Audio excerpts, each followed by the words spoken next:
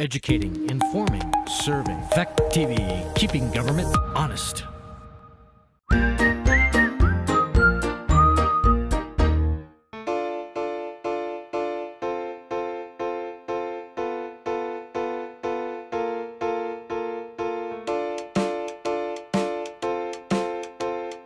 Good evening. As many of you may know, I'm Paul Bohosky, and I'll be your moderator for tonight's meeting. At this point, please stand if you are able and join me in the Pledge of Allegiance.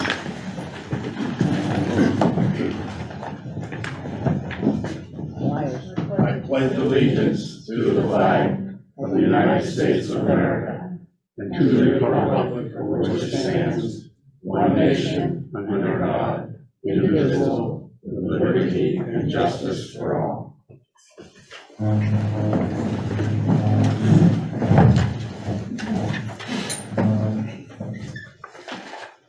As I moderate this public meeting, I would ask for your indulgence and patience as we work our way through tonight's meeting. I have no doubt that you will kindly and gently call any errors to my attention. This would be a good time to shut off your cell phones or pagers if you have one. The meeting will be conducted according to Robert's Rules of Order, except as modified by state statute. You cannot change state law, but you can choose to modify Robert's rules with a 2/3 majority vote. General Roberts has pages of rules for decorum during debate. I hope that it will not be necessary to remind you to conduct yourself in a civil and polite manner. As Mike Hardy, our long-serving village moderator, always said, we arrived as friends and neighbors, and we will leave as such. Please stand, if possible, state your name when recognized. You'll have to forgive me if I do not call on everyone by name, especially with the mask on. I may not know who you are, but I'll try to do my best. I will also recognize those on Zoom who wish to speak, but they will not be able to vote this evening. Please address all comments and questions to me as the moderator, and I will either answer or redirect them to someone who can respond to it. Only registered voters may speak unless by leave of the assembly, which requires a 2/3 vote if there is an objection. Unless there is an objection, I will assume there is a leave of the assembly for village officials who may not be registered voters to address the assembly for the purpose of explanation during this meeting. Those of you who are eligible to vote were given a voter card on the way in. The purpose of this card is to allow us to identify you as a voter who has passed through the checklist. On a division, please hold your card up so that everyone is comfortable that only voters are voting. On a paper ballot, the clerks will mark your card as you pass through the line so that we can assure everyone that only registered voters are voting. Those articles requiring an Australian ballot vote will take place next week and will be brought up for discussion only, and no other action than discussion can be taken on them at this meeting. I will strive to make any rulings that I'm called upon to make them impartially and correctly as I can. Any rulings of the moderator can be modified, can be challenged immediately after the ruling. I will explain my ruling. If you are not satisfied, all it takes is a request to challenge a ruling and put it to the vote of the assembly. Debate on a motion to appeal the ruling of the chair is generally in order. It is my job to assist you in accomplishing the business of this meeting. Please raise your hand and ask questions. If you think that something is happening is wrong or you don't understand what is happening, please raise your hand and we'll try to address it and clear it up for you. If you want to do something and you're not really sure how to do it, again, raise your hand and we will try to help you do what you would like to have done. You must be recognized by the moderator to address the assembly.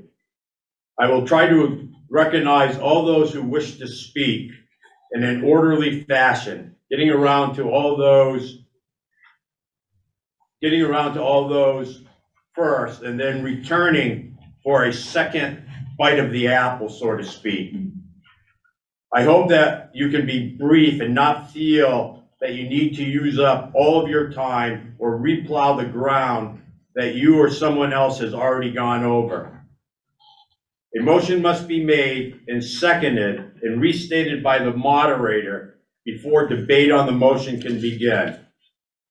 In some instances, only 2 amendments will be allowed on the floor at any one time. That is 1 amendment on the main motion and 1 amendment on the amendment where appropriate. It requires a motion, a second, and 2/3 vote to cut off debate and call the question.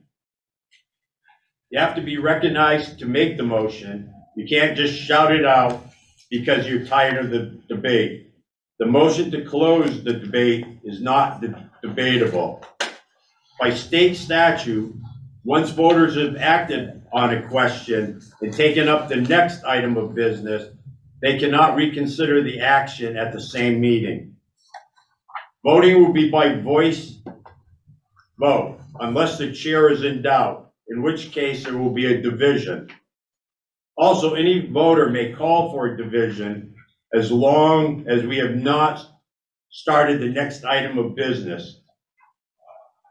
Any voter may also move for a vote by paper ballot during debate or before we have moved on to the next order of business, in which case the vote will be by ballot.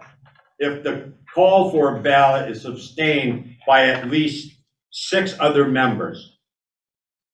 Acting under other business cannot require expenditures of funds, nor can it be binding upon the village.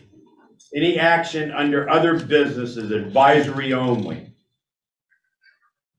So I'd like to introduce kind of the board and other folks. So our village financial manager, Alicia Harlow, is right here in front of me.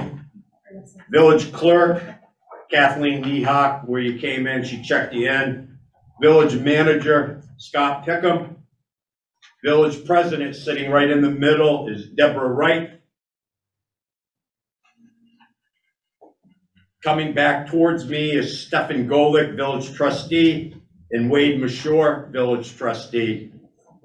Going the other way is Jeff Dunbar, village trustee, and Jigs McAuliffe, village trustee.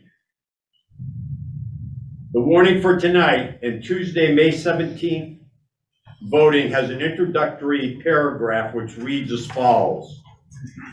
Bellows Falls Village Corporation Annual Meeting, May 10th, 2022. Village election, May 17th, 2022. The legal voters of the Bellows Falls Village Corporation are hereby notified and warned to meet at the Bellows Falls Opera House Lower Theater in Rockingham Town Hall, located at 7th Square in said village, on Tuesday, May 10th, 2022 at 7 p.m. to act upon all matters which may be required upon accusation and not otherwise to be voted upon by Australian ballot, and then adjourn to the Masonic Temple, 61 Westminster Street in said village at 8 a.m. on Tuesday, May 17th, 2020 to vote by Australian ballot. The polls will be open 8 a.m. and close at 7 p.m. So we're going to move on to Article 1. Article 1 is to elect village officers as required by law. This is an Australian ballot article. And There are sample ballots that have been posted. If people would like to know who's running prior to the election, certainly up in the village clerk, town clerk's office, and in the lobby of the theater, there's also and on the website. So that information is available if you would like to preview the ballot prior to voting on the 17th. Article 2, shall the Village of Bellows Falls adopt its annual budget and all budget articles by Australian ballot? Need a motion for that. I do, please. Okay, I'll do that. I move, Mr. Moderator, I move that the Village of Bellows Falls adopt its annual budget and all budget articles by Australian ballot. Is there a second? Seconded. Motion has been made and seconded that the Village of Bellows Falls adopt its annual budget and all budget articles by Australian ballot. Is there any discussion? Yes, ma'am. Please stand and just identify yourself. You can stay right there. Okay. Thank you, Mr. Moderator. Mr. Moderator, my name is Wendy Levy. I live on Rockingham Street. I have a question for the trustees. Is Article 2 for this year only, or is this a permanent change? This article is placed here because in 2020, we placed this question on an Australian ballot, and it passed by the voters. However, according to the Secretary of State, that is not applicable. If it has been on the floor, it needs to be voted off the floor to Australian ballot. So if we bring it back this year, because we need to redo it. So this year we asked this question, only the people here on the floor will have the opportunity to vote on this motion, and if it passes, then every following year in the future, we will have it on Australian ballot only. But if it doesn't pass, then the budget will be voted on the floor on an annual basis. Certainly, Paul. Thank you. Just a clarifying question. So again, if we vote in the affirmative on Article 2 on the floor tonight, that makes it permanent, and that means that from here on in, the annual budget and all budget articles will be voted by Australian ballot unless there's something That's to a new reverse motion, right? Exactly. Okay, thank you. Any other discussion? Mr. Hardy. Yeah, Dennis Sadie, village resident. She's got a very good point. It doesn't say future. It just says this year here, which I'm opposed to. I know I'm in the minority here, but I think we're losing our democracy if we vote on it by Australian ballot. In prior years, we can change the article, we can change the amount, we can up or down, which we have added in years past. And it's the only time that the trustees actually hear from the voters what we actually think about a particular line item or a whole series of articles or line items. And we have a healthy discussion on it, and we get through it every year. Now, I understand that people that are home can't come down and vote, or some people are sick, but you are a member of this community, and you should strive to come to the meeting and vote if you feel strongly enough about it. That's my take on it. Respond to that? Certainly, Deb. The response is simply a matter that, as you can see, how many people we have here. I think maybe we had 30 some odd people last year. We have 18 people on the floor. We have a population of, say, 3,200 in the village of Bellows Falls.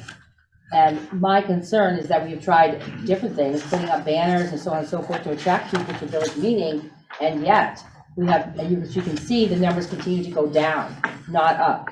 And this is an exiting COVID year, and yet there's still fewer people than ever. And it is a great concern to me that 18 people will decide, or can decide a budget if we were to do the budget on the floor and not on Australian ballot. That was my question. Pat Fowler, Green Street.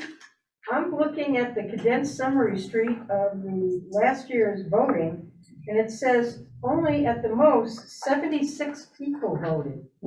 76 people came to the Australian ballot. So there's not that much difference between the people who came here and spoke about things than the people who we sat all day waiting for at the Masonic Temple. And we would have absolutely no way of having any input into the budget process or anything that's going on. And this meeting, there would be probably 3 people here next year if we go to Australian ballot. This meeting would have no meaning at all. Yes, ma'am. Thank you, Mr. Moderator. Wendy Levy, still from Rockingham Street, still. Well, I appreciate Trustee Wright's statement. I am a new person. I registered to vote here last week, and I'm here.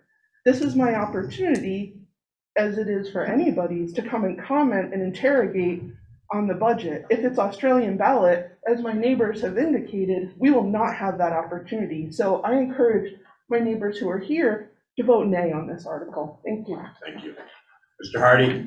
I agree with what Pat said. Also, that there's only 18 people here because in the paper today, it said we can't vote on the budget tonight, right? Which you need to explain that one to me, why we can't vote on the budget tonight. But there could be 20 people, could be 30 people here tonight, and at the meeting, we're not, I mean, at the polls, which again is another week away, which you have to explain that one to me also. We're not gonna get 76, maybe 100, and half of them are actually, and I don't mean this derogatory, they're not informed on the budget because they haven't seen much in the papers. The papers aren't very good these days, and they just don't know what they're voting on. They'll just vote yes or no. They could vote no on it because they think it's too high, but they're not informed. They don't know what they're actually voting on. Another take. Mr. McPhee? Douglas McPhee, Bellows, follows Center Street. I agree with a number of things said, but we have lost our democracy, Denny. It's lost, it's gone. 18 people sitting here tonight, and I'm glad there's 18, not 12. But the one thing that's always scared me, and it has not happened in this village, but with 18 of us here tonight, we could increase this budget if we were voting on it by $5 million, $10 million, $13 million, $14 million. We could pack the hall and do that. It hasn't happened, but it's a strong possibility, and that scares me, that if it can be amended. If it's on the ballot, that time's gone. But I wish we still had our democracy, Denny, where there was at least 25% of us in a room voting on it. I just, not voting on the ballot and just 18 of us here scares me. Thank you. Mr. Clark? I'm going to agree with Denny on this one. To me, once this change is made, as it's happened in other, I think the town has already done that, it's no longer our budget, it's the trustees' budget, and we can either say yes or no. If we vote on it from the floor and have that dialogue, then it becomes our budget. I think it's a matter of advertising. I think maybe it's a matter of working something out with the bus company for transportation for folks who need it. It's a matter of getting much more dialogue going on to get more people to attend. But I, for one, do not want to give up this right to adapt the budget. As we've learned, the trustees, correct me if I'm wrong on this one, have the right to move things around within the budget. So it's more of a bottom line budget, but we can at least make the people's wishes known and then vote at the ballot box if we don't agree with what the trustees did. It's a matter of voting them out. But I think that's where our power lies. Thank you. So I'm opposed to it. Nancy? Nancy McCullough, School Street. You know, you're all talking about nobody knows anything about the budget. Trustees meetings are every 2 weeks. They talk about the budget in the trustee meetings. If you're really concerned about the budget and what's going on with the budget, then people should be going to the trustee meetings on a regular basis. I'm more for, I want everybody to be able to have that right to vote at the ballot. Deborah, I'm going to go back to you. Yeah, the reason why I want to speak is because Denny asked a couple of questions. One of those is why the budget's on Australian ballot today for November 17th. And that is because Secretary of State has allowed us for this last year to do that.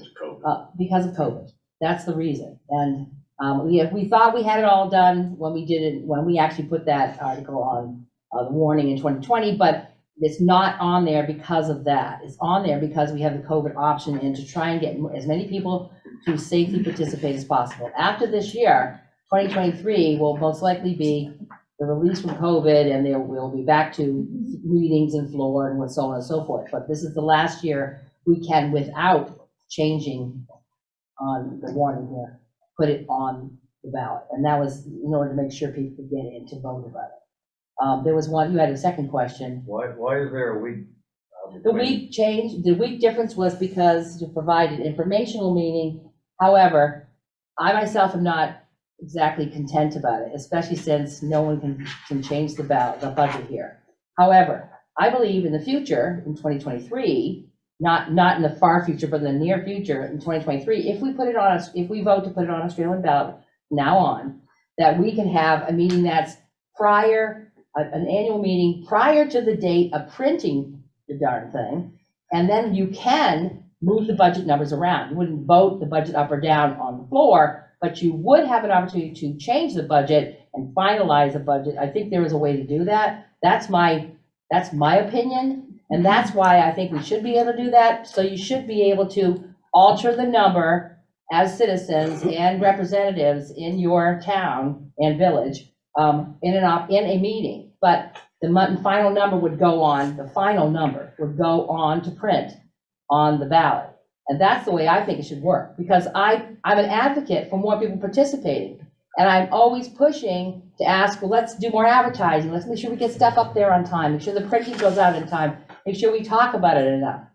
But that's not seeming to work. And I've been doing this job now, let's see, 2011, I think, maybe sooner, 2011. 2011 is when I first got on the village board, and nothing's happened, and the numbers have gotten smaller and smaller, and I'm very disappointed by that, because I do want to see us being able to debate our democracy here on the floor. But I do believe the greater number of people to vote on it would be Australian ballot, and I think we need to find a way to make that work. If this passes, that we make it work so we change the numbers on the floor before it goes to print. Then that number is the number that everyone vote on. Whether you vote it up or vote it down, those are the answers. Wouldn't that be 30 Then, days? wait, so basically it's supposed to be twice that people can talk, but I'm going to allow yourself to have another comment, then I'm going to go to Pat, then I'll go to you, and then we'll see if anybody else has additional comments, okay? So, I'm sorry, go ahead, Dan. Well, I think official warning has to be 30 days. So you're talking about a meeting a Last month and month. a half. Yeah. Before, so I don't see where that's gonna work. Yeah. And you apparently chose to have this put on Australian ballot, right? You didn't even give us a chance to,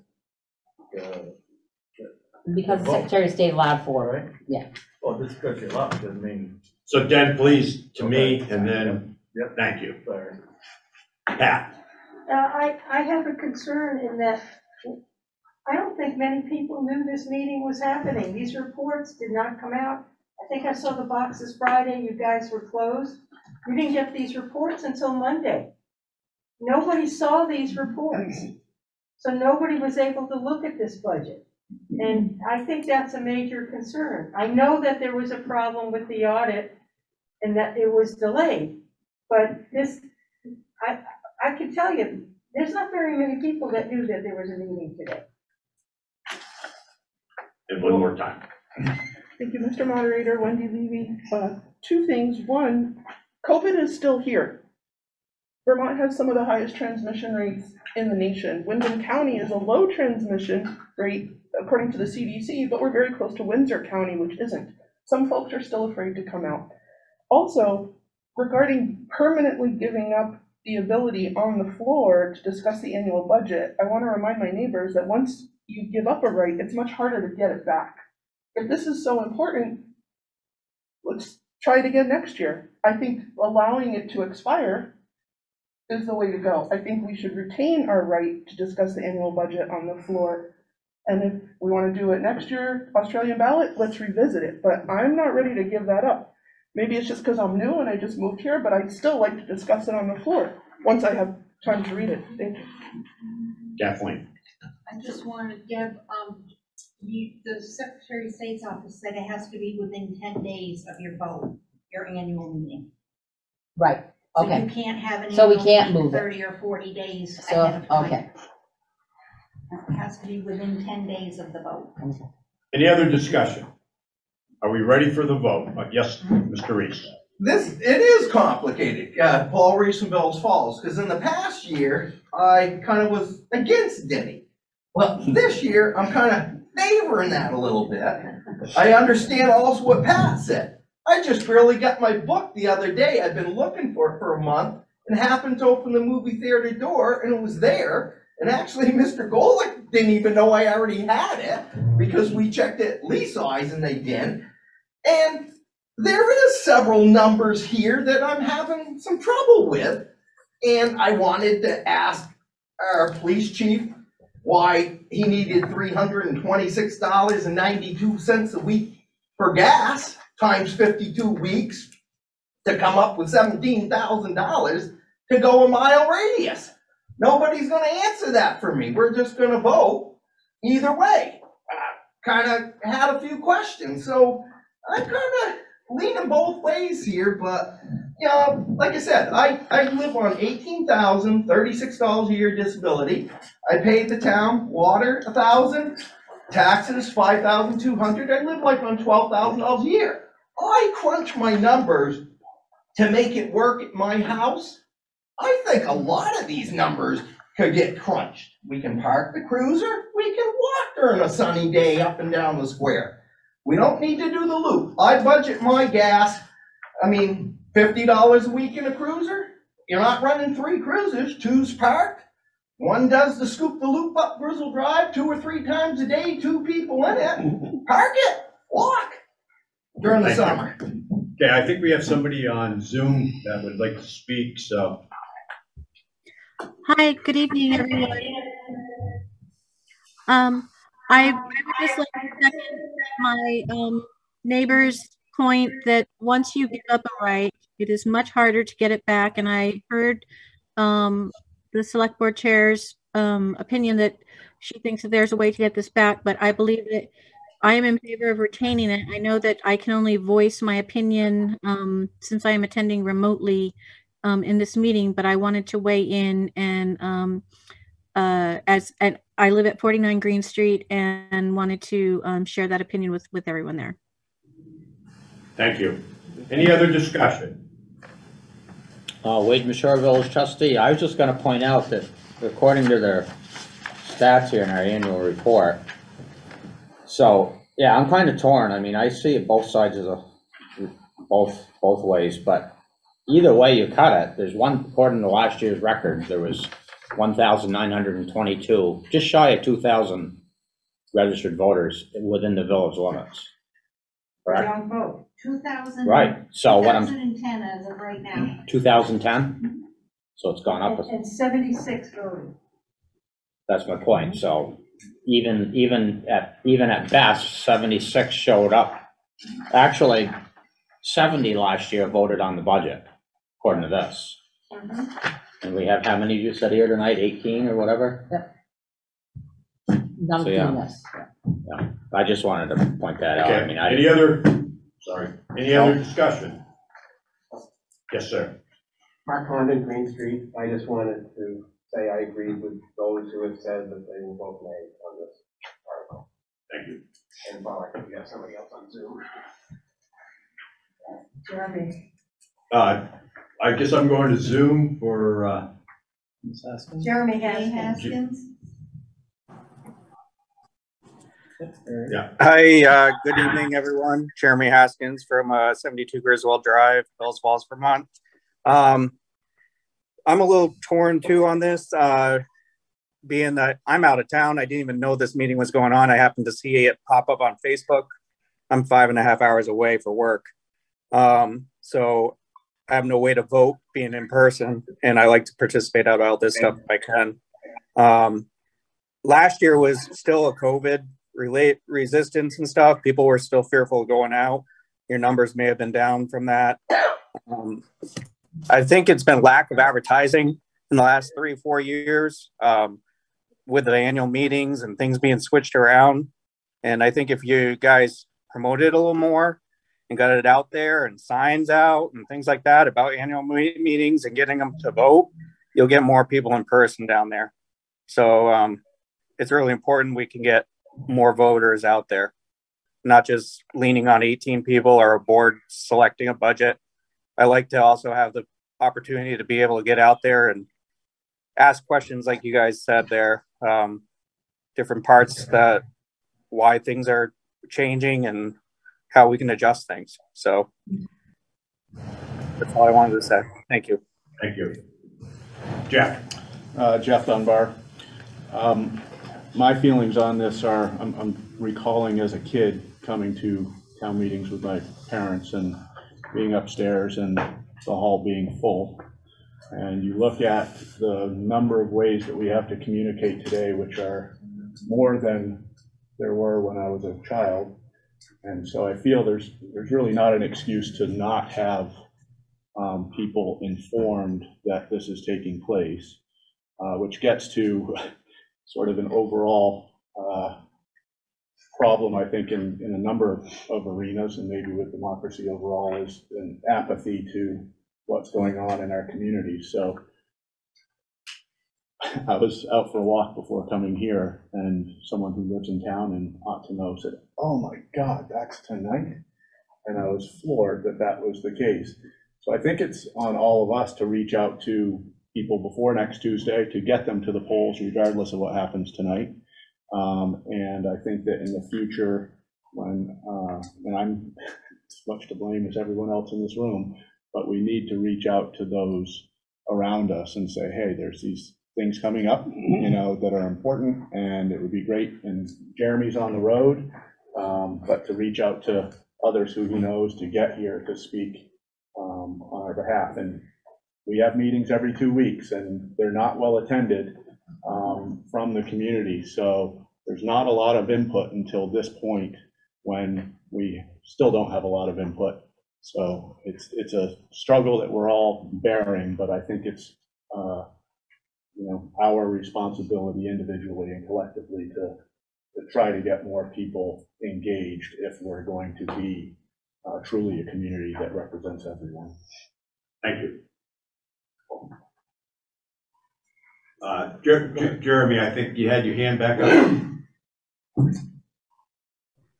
No, I actually forgot to lower it. But the other thing, just another input. I mean, when I was younger and I was in another town, our town would have all kinds of signs up and around and actually promote it at the schools, because we wanted to get the youth involved to know about democracy and what everything was about with the civics classes and social studies. And that was a big thing, just getting them to participate and getting the schools. And I mean, that's your future of who's running the towns. And that got more people involved in the communities. So I think it's really important to promote it and get everyone involved as possible and get those messages out. More communication's key. Thank you. And we have another person on Zoom. Delilah here again, 49 Green Street. I would just like to add, as far as the issue of participation and getting more involvement is being discussed, as a person who's fairly new, and definitely this is my first year where I will be able to vote in Bellows Falls. I have attempted to attend some meetings remotely because for work I am not, I work outside of Bellows Falls, but I live on property of Bellows Falls. And I have discovered that sometimes the advertised times for meetings are not the times that they actually take place. I will remotely try to attend things and then start on time, because the published time is not the time when the actual meeting is taking place. So I think that that's probably something that could be improved. Thank you. Right. Raymond Succo, Bellows Falls. One idea that I've tried to promote for the last 7 or 8 years is moving us to an all-day, in-person meeting on Saturday. The evening meetings are difficult for some people, a lot of people. We have an older population.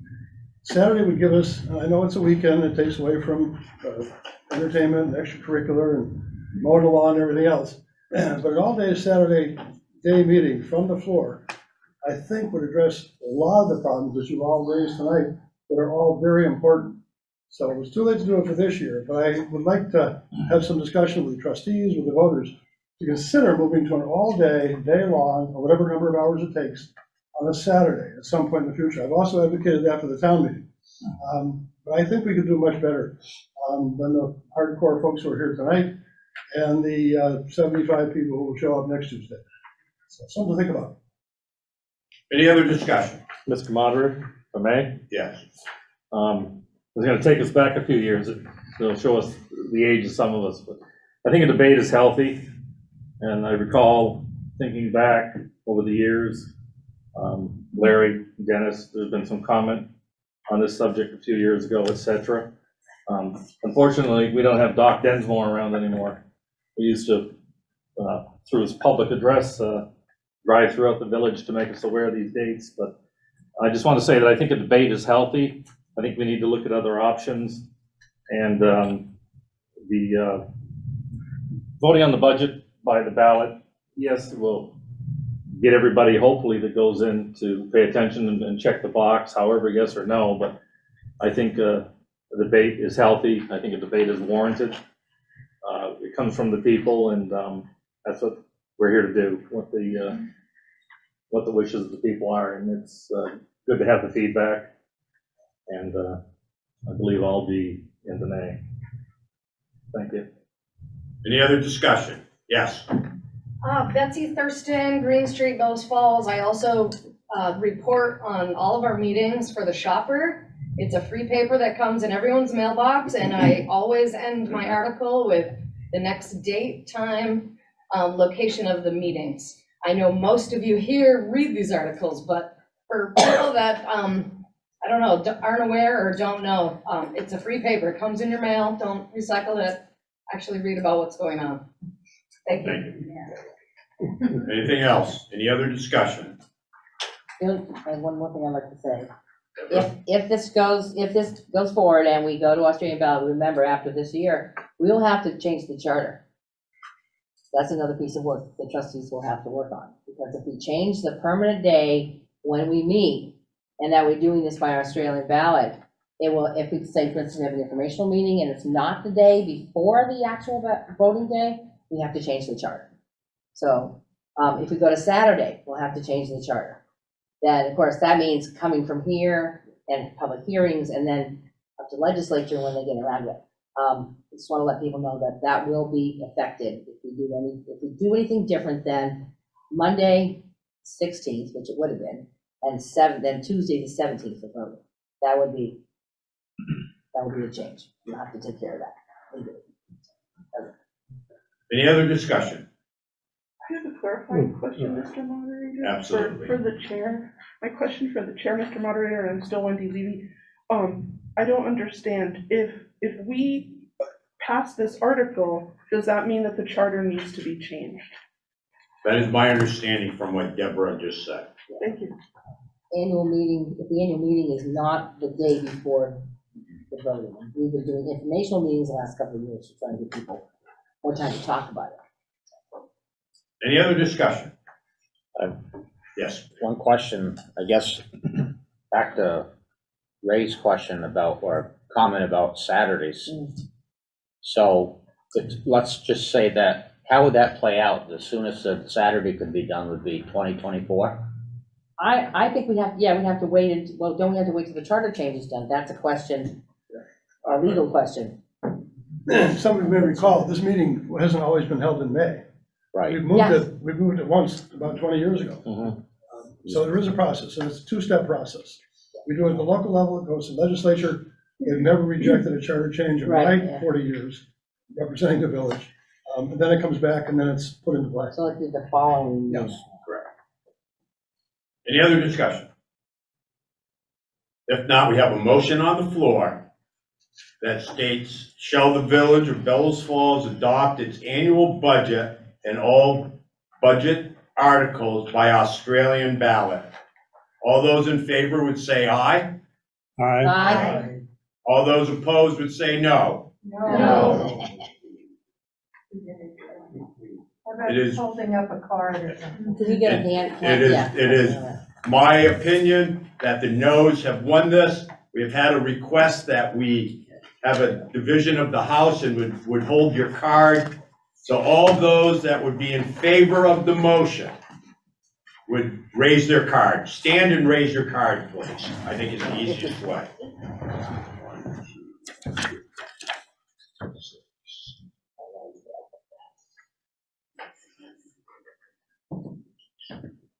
All those opposed would stand and raise their card. Yeah, I think we got a majority, Mr. Moderator.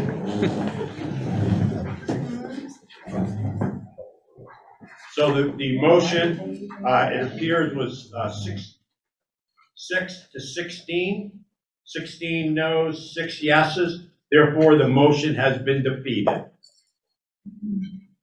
We'll move on to Article 3.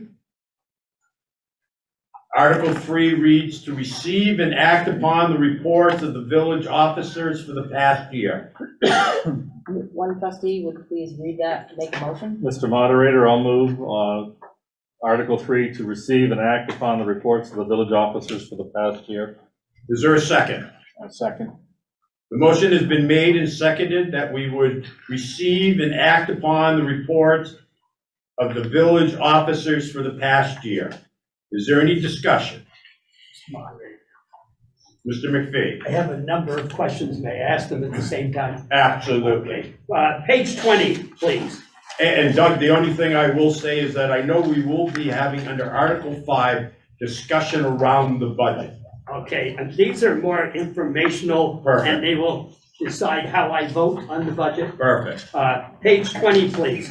Personnel Resource Manager, apparently a new position. Is it shared with the town? And I suppose it's a valid reason. I mean, it's a shared town. Okay, and it's shifting some duties around. Scott, wait. Sure, so I can answer that for you. So yes, it's a shared position. It also is basically a replacement. It was an administrative assistant position that was removed and then consolidated, and this is a new title. Page 21, the village clerk has had a sizable increase. I assume her duties have also increased. It's from 3,000 to 5,000. Sure, I can answer that. So because of the changes in the number of her required responsibilities for elections, that was a determination made that that number had not changed over a long period of time. And so that number was a number that ultimately was decided on through the trustees. Good, thank you. Page 23, fire officers expense, increase of $5,000 on an operating service database from $1,000 to $6,120. That's from the proposed 22 budget to this budget. Yeah. Incident reporting stuff they have to do now. Yep. Added administration from various places. Okay. Well, there's been a change in the software and the reporting requirements, and this is, we have to do a certain amount of reporting to the state. So as part of that, we've had to buy additional software, and then all the departments have to now report through this new software. Okay, so that thank you. expense is recognized in that. Under police officers expense, page 24, computer equipment services, a new item for $14,000. Right, so this was an item we've discussed with the trustees, and we have a server in the department that's currently full, and we can't move all the data off of the server into the cloud because it is still required for active cases and some other legal requirements. So because of that, we have to replace the server, and that's the cost of that replacement. Thank you. Helps me again on the budget. Page, oops, I lost my place. Page 25. We have moved the police vehicle from the police budget to a new budget, capital expenses. Is that going to occur with fire vehicles and all other vehicles? They will be under a capital expense budget? Yeah, so the reasoning behind that is the trustees have asked the staff to create a capital reserve for some of these larger expenses. And in order for that to get carried through the budget, we've moved it into a capital reserve so it can accrue from year to year. Okay, and you will in the future identify, for instance, this time it's a police vehicle, but if there's 2 or 3 vehicles, it would say Absolutely. something else, okay? And the same will occur with fire, but that goes through a different process. Right. Page 28. Griswold Drive electricity. Apparently Denny's used a lot of electricity, sorry, Denny. $7,000, was that an item that was buried someplace before? It was a reallocation because it was not being charged to the appropriate spot, so that's just a Good, change. thank you. Page 29. Vehicle replacement fund is jumped out. This is again under project. I'm into water, excuse me. Okay. Vehicle funds have jumped up from replacement from 7 to 23,000. Is this apparently we're in tough shape on vehicles? They need to be replaced, or have in the past, or? Go ahead. Do you want me to Yeah, you're gonna, right. So every year, $7,000 is budgeted for a new vehicle. That money was supposed to have been moved into a reserve fund at the end of every year so that it was held, and it never was. So this year we're buying a vehicle, so we need to take the money. Okay. And then the Kissel Hill, I'm assuming I see under revenue a grant for a similar amount of money, Kissel Hill being in the town of Westminster, $1,200,000. But I did see a grant in revenue. Is that a wash or something? Or if we're successful, that's a state drinking water revolving loan fund request that's under the state ARPA process. And so if that is in fact granted, that's where those monies will come from, and it'll replace that. Okay, but if we don't get the grant, the taxpayers of the town of village of Bellows Falls are going to pay $1,200,000 to upgrade the water system. That project is grant dependent. So. Grant dependent, very good. User fees too. Yeah. And let me get into delinquency. I think I'll leave the taxes alone. I think that it was pretty good there. Water and sewer delinquencies on page 40, I believe. My final question. 40. We have a number of people who owe us a large amount of money. And I know that you shut waters off, but one of them I'm looking at, Lindsay Van Swyk at 1 Center Street, a gentleman who has been a problem for this community. I assume his water is shut off now, I hope it was, and yet he still owes us over $4,000. That water's been off for years. Because so we let him get to the $4,000 mark, unfortunately. Well, a lot of that now is just interest and, Okay, is that the case with a number of those that are up well over 4,000? The interest and penalties? Yeah, I crunched those numbers today, and 40,000 out of that 106 is water is shut off. Okay. It's been shut off, and then about 45,000 we have collected since April 15th. Oh, good. And then there's about 15,000 that's fire protection in Gageville. I don't know how we'd ever collect that. Okay, and how do you collect this short of, I know if I'm delinquent in my taxes, you put my house up for tax sale, but water, sewer, other than shutting the water off, is there a way you can collect those funds? Well, the state of Vermont has been very beneficial to a lot of local folks here with paying past due balances. And so a lot of the past due, especially water and sewer, have actually been paid through a state program that we have been referring people to. I mean, I'm just concerned is that my water bill goes up yearly and is now what used to be, I'm old enough to remember water bills that were next to nothing, and now it's a sizable monthly payment, and I'm one person, so I know others are huge. And when I look at those delinquencies, saying I'm paying my bills and a whole bunch of other people aren't.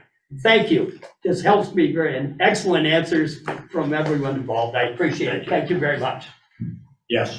Rebecca Gagnon, West Street. On the water, there is one person on here that I believe has been deceased for 5 years. Do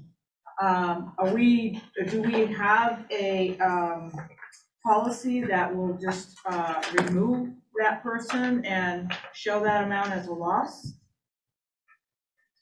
There are times when we have written off bad debt. Most of the time, the board is reluctant to do that. Some of these cases just in recent history have, especially if they're contested with the states, can drag on for 5 years or longer. I can think of a few recently that went on other than that with litigation and other reasons for delay. So it's not unusual for something to drag into that.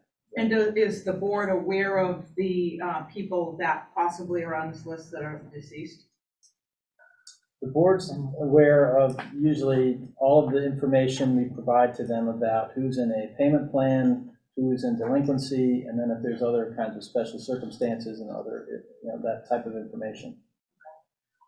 In terms of shutting off, I mean, we've got some people up here that are over $4,000. I would imagine they're shut off.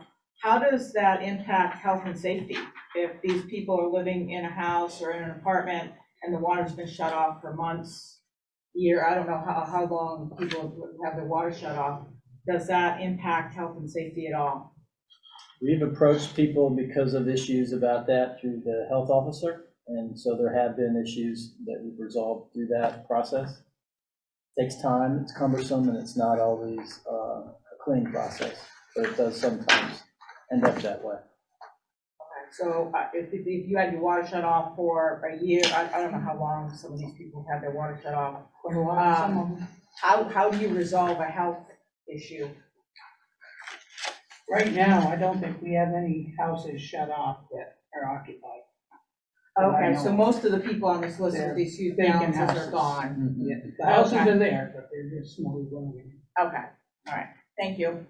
Any other questions or comments? Mr. Hardy? Can we recoup those on at the sale of a house, the water and sewer? Yes, and we have, and we'll continue. There have been times when the BCA will relieve the obligation, but that's typically how that works. Yes, unusual circumstances for that. Anybody else? Pat? I have something on page 38, the auditor signatures.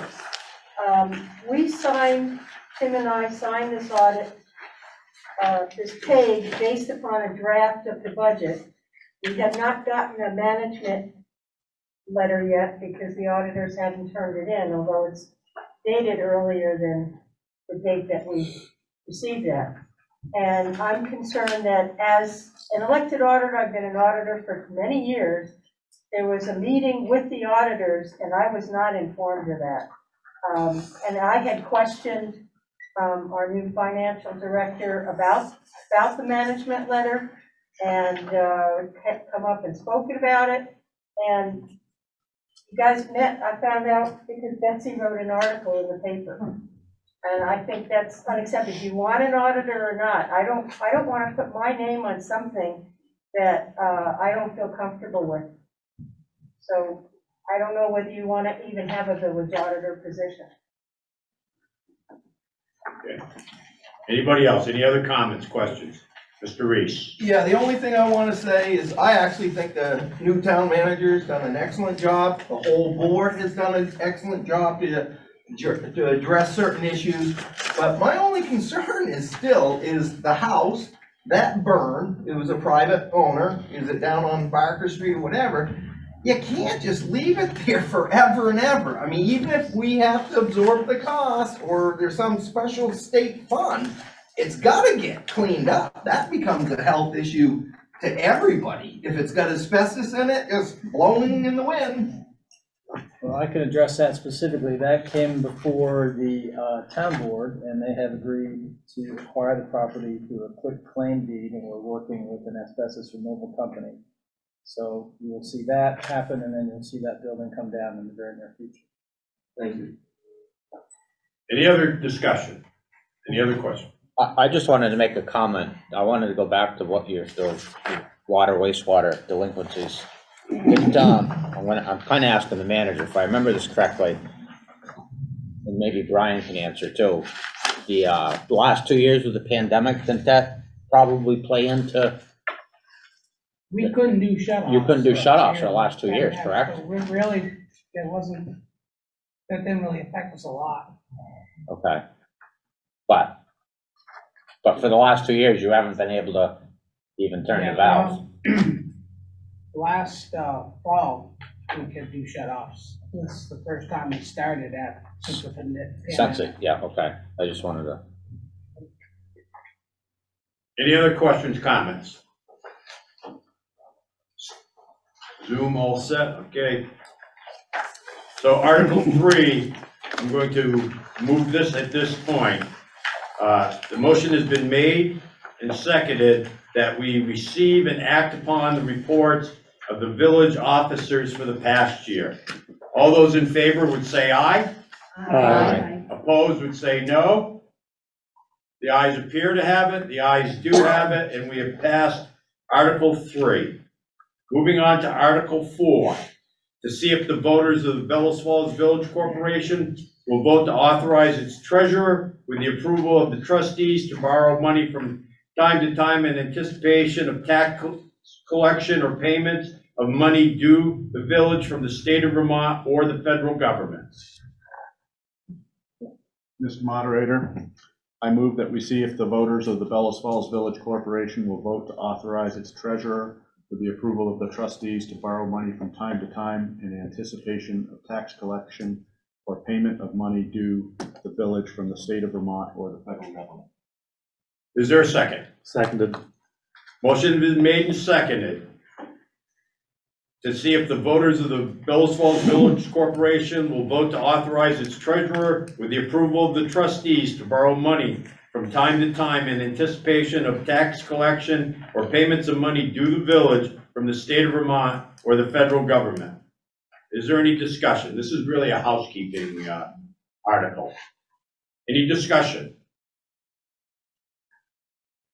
Seeing no discussion, all those in favor would say aye. Aye. Opposed would say no. The ayes appear to have it. The ayes do have it. And we have passed Article number 4. We're going to move on to Article 5. This will be discussion only, as we will be voting this by Australian ballot on Tuesday, May 17th. Article 5, shall the voters of the Bellows Falls Village Corporation raise and appropriate money to pay the indebtedness of the village, to pay all general and regular expenses of the village beginning July 1, 2022 through June 30th, 2023, in the amount of $1,649,973, with the amount of $1,574,173 to be raised by taxes. Is there a motion? Well, actually, we don't need a motion because this will be Australian ballot. Right.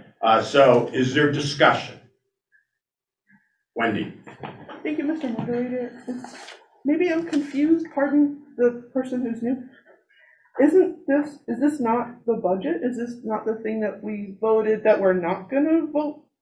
But because of, the reason it is on Australian ballot is because the Secretary of State on January 1st of 2022 said that because COVID was still active, that it was up to each local board, whether they ran it, their vote on the budget, either through Australian ballot or at their annual meeting. Our trustees decided to run it through Australian ballot for this year. For this year only? For this year only, Got it. that is correct. Thank you, Mr. Moderator. Any discussion on the budget? Yeah, Dennis Hardy again. I just like a little explanation of the surplus that we've got and any COVID pass-through money that we may get, may not get from the state, and any of this COVID money that we've had the meetings on. Oh, ARPA? Public meetings. Yeah. What's your thoughts on the surplus? I'd like to hear. Okay, I'm gonna have Scott to Sure. kind of So take the first shot at this. the surplus is currently larger than what our current fund balance policy is, and there's a couple of reasons for that. First of all, I think during the COVID years, we actually ended up receiving more money for COVID relief and spent less money on just regular expenditures. So we actually had budget surpluses in the COVID budget years, is on top of the fact that we also had to go back and working with the auditors, as Pat had pointed out earlier, we had some prior years restatements of some of our previous years because of not any kind of financial malfeasance, but just sloppy bookkeeping and accounting. So we had to go back through and rearrange some of the numbers so that they were more accurately reflecting what was actually happening in those prior fiscal years. The board went through that process. As a result of all those things, we ended up with a surplus that's much larger than what we had anticipated. While that's somewhat of a good news proposition, it also means that we have some responsibility to try to figure out how to leverage that money and either reduce tax rates or use it as we go forward. And as you discussed with ARPA, that sort of segues into that next logical conversation. So the village right now has some significant grant requests in on the state ARPA process. The state put out a call for grants for clean drinking water projects as well as sewer projects. So we have applied for monies under both of those. We were hoping to hear something prior to this meeting. They had originally said they should know something before May, and they just released emails saying the state is moving more slowly on their evaluation process, so they will not get back to us with their approved plans until probably sometime in early June. So it didn't make sense to the board to spend any of our local ARPA money or to go forward with local ARPA projects until we know where we stand on those state requests. So we do have the ARPA money that we had received segmented in a separate account. We will have a report at the joint board meeting on May 31st about a series of projects that have been discussed through some public meetings. Then ultimately it'll come back to the board for their consideration on what types of projects they might want to fund going forward. The only real guidelines that we have at this point is we have to spend the money, at least we have to begin to spend the money by 2024, and all the money has to be accounted for and spent by 2026. So those are some of the rough numbers or some of the guidelines here of some of those larger numbers in our budget. Then you have follow-up. The ARPA money has to be spent by 2026, but the surplus, did we put any of the surplus into our reserve fund? Did we up that at all? We've been carrying, what, 16% or so? Well, our surplus now to budget is in excess of 30%. And I think by what was adopted by fund balance policy, they'd like to see it in the 10 to 20% range. So we're in excess of those numbers. I think the board's been conservative because as they approach some larger scale capital items, they want to try to pay for it with cash as opposed to borrowing. There's a host of projects that have been deferred, some things that might be able to be bought with cash as opposed to going out for borrowing, which is part of the reason they've also asked to not go into extensive borrowing on any of our other utilities into our utility funds until we get a sense of where the state is and the support for some of our capital investment in there as well. So I know a lot of people have concerns about the rate of inflation and the rise of their bills in water and sewer. The board's sensitive to that as well. They've asked to sort of level out. They want to see where things stand. We did not ask for an increase in water or sewer in this budget process. And the hope is that we can try to fund some of these larger numbers through some of these programs and take some of the pressure off of the ratepayers that have been paying these increasing amounts in their water and sewer bills. Any other questions or comments? Mr. Reese. Yeah, the last thing I want to say is I hope everyone's really paying attention, and maybe the state should get a letter or the federal government. I see that communities could collapse when the diesel fuel costs for plowing the road, for heating schools, villages, the heating oil, the local homeowner is pushing $6.39 a gallon. And I'm saying the federal government or state needs to help out individual villages and towns because you're not going to be able to transfer that on the tax bill of the taxpayers. Somebody's got to really watch those numbers because it could drive everything triple with what's budgeted. Thank you. Any other questions or comments on this budget article? Again, this is an Australian budget vote, which will take place on Tuesday, May 17th, 2020. Polls are open from 8 a.m. to 7 p.m. Any other discussion on the budget? If not, I'm going to move on to Article 6. Article 6, shall the voters of the Bellows Falls Village Corporation approve the purchase of a waste sludge dryer for $263,450 payable through a 5-year amortization schedule for debt. Again, Australian ballot issue. Is there any questions or comments? 268,000 is paid, or? I'm sorry, did I say No problem. 268,450? Trying to save us money, Mr. Olowski, that's fine. Yes. I have a question, talking about the reserve fund, if this was voted down at, next week's, vote, would the board, pay for it out of the reserve fund that you were just talking about? Because it's not in a general fund account, it would have to be paid for other ways, because the water and sewer enterprise funds, they have to be self-supporting without general fund support. That's why this is on as a separate article. So with the reserve of the 600,000 or whatever it was, they wouldn't be able to vote, the board wouldn't be able to vote to pay for that because it's separate accounts. Not through the general fund, right, not through that.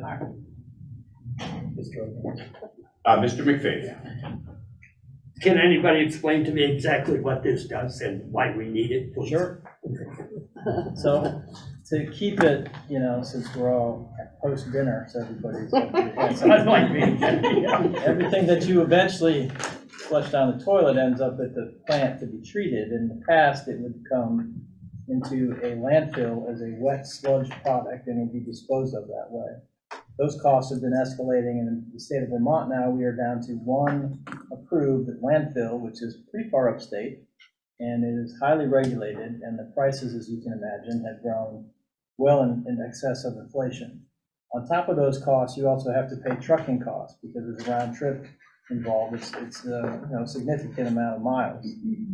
So as we talk about gas and price inflation, as Paul has mentioned, they just add surcharges on to those trucking fees. So you'll start to see that creep over time. What this particular product does is it takes that waste and it dries it, cuts it into a small, looks like a noodle, and then we store it. And local farmers, it's an approved Class A biosolid, so a local farmer can come, and they have, and they pick it up in bulk and they spread it on their fields.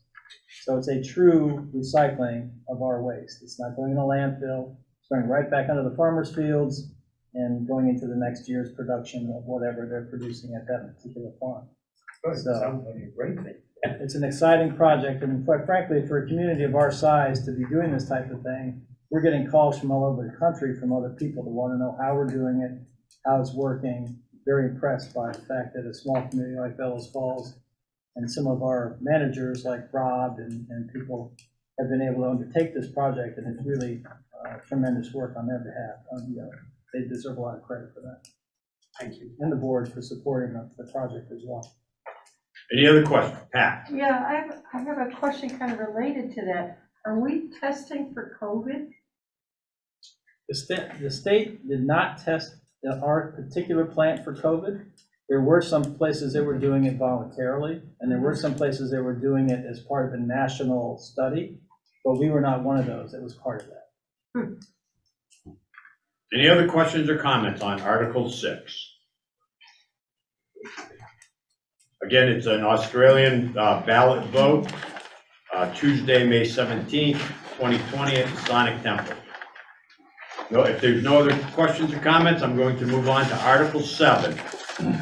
Article 7 to transact any other business deemed proper when not involving the expenditure of village funds or any other business acted upon in the preceding articles.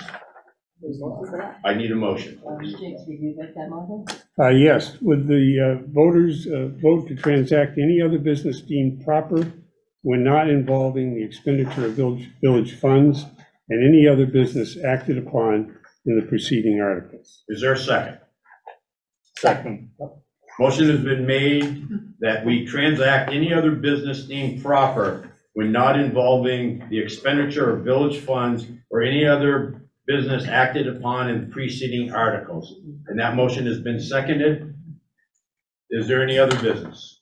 Mr. McPhee. I know the enforcement in this follows under the town, but we have a number of houses in this community that I consider a hazard to us in many ways. It might be the fire department trying to enter that building, and if they do, we can lose a fireman. It might be other things. One of them I wrote up last fall to both boards. I got a response from a number of you, and I talked to Mr. Wise, but meantime, 7 Old Terrace Street, nothing changes. And it just sits there. And that's not alone. We went to court with 1 Center Street, who's a professional person. He's lived in other communities.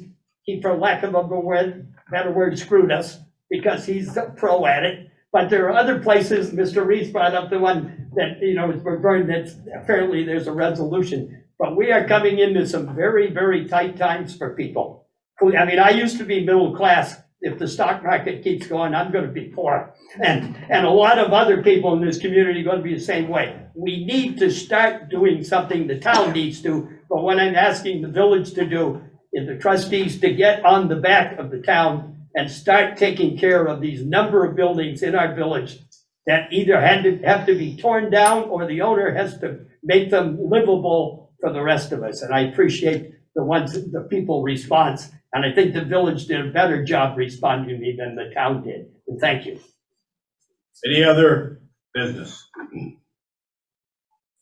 Anything else? If not, I would entertain a motion for Mr. Moderator, adjournment. I move we adjourn. Motion has been made to adjourn. All those in favor would say aye. Aye. We are now officially adjourned.